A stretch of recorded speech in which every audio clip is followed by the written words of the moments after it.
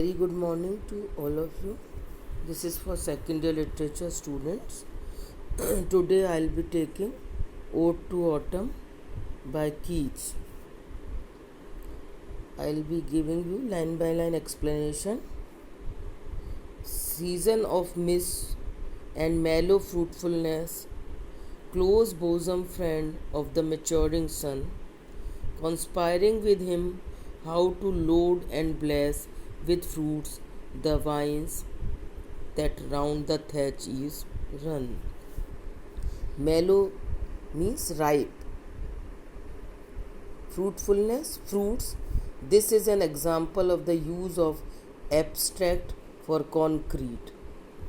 Close bosom friend, intimate and beloved friend.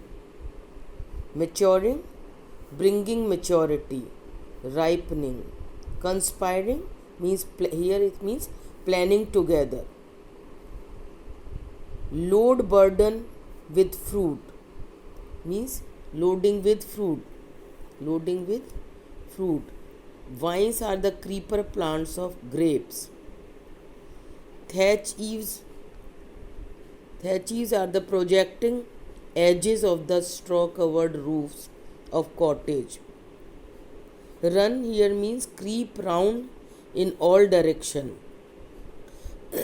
To bend downwards with the weight of apples. Mossed means covered with moss. Because they are old, they all have become covered with moss. Cottage trees. Cottage trees are the fruit trees grown around the cottages. To the core. Here to the core means completely. To band with apples the mossed cottage trees and fill all fruits with ripeness to the core. To swell the gourd and plumb the hazel shells. So mossed means covered with moss. To swell means to make larger. Gourd are the fleshy fruits like cucumber, pumpkins, etc. Plump is to make fat. Hazel shell are the hazelnuts. With the sweet kernel to set budding more and still more later flowers for the bees until they think warm days will never cease, for summer has overbrimmed their clammy cells. So, kernel is the softer eatable part within the shell. Budding means to cause to bud. Later flower, honey flowers of autumn growing later than those of summer. Warm days, summer, when they gather honey from the flowers. Cease to end. So with a sweet kernel to set budding more and still more later flowers for the bees until they think warm days will never cease, for summer has overbrimmed their clammy shells. Clammy, moist and sticky. Overbrimmed, to fill and fill up and cease to overflow, means filled with to the end, to so that it almost overflows. Now I'll give you the explanation of the first stanza. Season of mist and mellow fruitfulness, close bosom friend of the maturing sun. So this is the opening stanza of the poem. In these lines, the poet is picturing the sight of ripening fruits during the autumn season. The poem gives a vivid description of an English autumn with all the warmth and richness of the season, and it breathes a spirit of happy contentment. In no other poem does the poet's simple and direct love of nature find a better and fuller expression than in this poem. It is the season when atmosphere is misty and the fruits get ripened. The bright sun has been called the intimate friend, as the heat of the sun is very much required for the ripening of the fruits. The vines which are repeating along the vines which are spreading along the projected portions of the straw roofs get loaded with grapes in the autumn season, and the grapes get ripened and juicy with the heat of the sun. In this way, autumn and sun work in cooperation. So he calls, autumn season of fruit mellow fruitfulness, because this is the season where all the fruits they ripen, and it is the working of the sun and the season. They are working together in order to make the fruits ripe and juicy. So conspiring, autumn has been personified, as if sun and autumn both have been personified, and as if they are planning together how to load the vines and the fruit trees with fruits and juices, so they have been personified. It is a figure of speech. Now I'll be taking the second stanza. To band with apples the mossed cottage trees, and fill all fruit with ripeness to the core.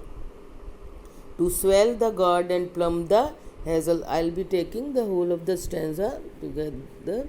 These lines are, again, this is the second stanza, and the poet says that the autumn is the season of mist which are formed as the water is drawn up from the earth by the strong heat of the sun. It is the time when the fruits ripen to their very core. The bright sun shines clearly in the sky, and all the fruits, apples, grapes, dates, are ripened to the full. There is plentiful crop of fruit and vegetables. The vines are covered with grapes, and the moss covered the trees of the cottage gardens bend with the weight of the apples which have ripened to their core in the friendship of the sun. The season of autumn, in the company of its friend, means the sun, combines to develop the ground and make the hazelnut grow sweet kernel within their shells and appear plump. The flowers continue till the late season. In autumn, blossom abundantly. Bees suck up their pollen and go on collecting honey from these flowers into their sticky hives.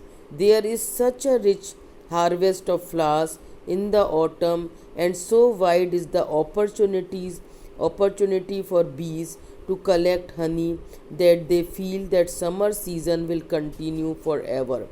Already their hives are overfilled with honey, and there is no space where they can keep their honey. So rich is the harvest that autumn provides in them.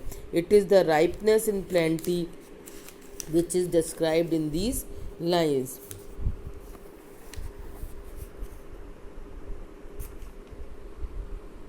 Who has not seen thee oft amid thy store? Sometimes whoever seeks abroad may find thee sitting careless on a greenery floor, thy hair soft lifted by the winnowing wind, or on a half reaped furrow, sound asleep, drowsed with the fume of poppies while they hook. Amid means in the midst of. Granary store, threshed corn. Winnowing, separating the chaff from the grain. Furrow, a furrows cornfield. Drowsed, moved to feel sleepy. Fume, odor. Spears, leaves uncut. Twined, entangled with corn. Gleaner, gatherer of corn, ears left by the reapers, laden, loaded with gleaning. Brook is, small stream of water. Cider press, press which crushes apples to give apple wine, apple juice. Hours by hours, for hours together. So the poet, describes the rich beauty of autumn. Usually this season is pictured, otherwise, because autumn, conveys the idea of something dull and melancholy. But it is considered as the season of death and decay. But Keats finds pleasure and beauty in autumn. This is something which is extraordinary, which you don't find otherwise. The poet here gives a picturesque description of the familiar scenes which may be seen in the countryside during autumn. For this purpose, the poet personifies the autumn season. Autumn is presented here in the person of a harvester who sits carefree beside his store of grains, with hairs uplifted by the wind that separate chaff from grains, and hence called the winnowing wind. Then the poet presents autumn in the figure of a reaper who, drowsed by the fumes of poppies, falls asleep beside her half-reaped line of the corn. There is another picture of autumn drawn by the poet. She is shown as a gleaner with the load of corn on her head crossing a stream, and yet there is one more picture. Now autumn is shown sitting beside the crushing machine. So the important thing about this stanza is here autumn is personified. This is the Hellenic quality in Keats' poetry. Autumn is imagined as sitting and the plenty of harvest with a carefree mind. The idea is suggested from the ancient Roman fable that Ceres, the goddess of harvest and corn, could sometimes be seen sitting on the granary floor. Autumn is represented as a farmer with long hair. As the wind blows, the hair of autumn is seen flying. The wind is used for the winnowing the corn and separating it from the husk.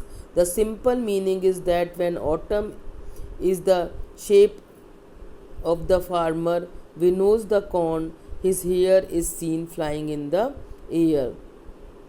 And also in these lines, another picture of autumn is presented.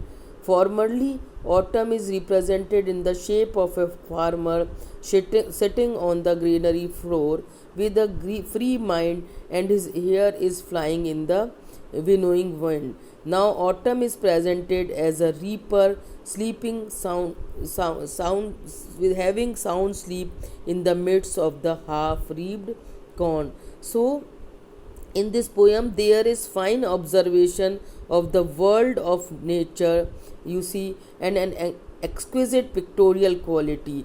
The way the poet has described the autumn season, it brings before your eyes the picture of the autumn season.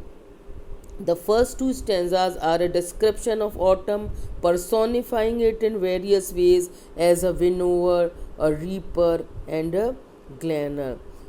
So, these are the three stanzas that I have given you the explanation. Rest of the poem I will be doing in the next lecture. Thank you.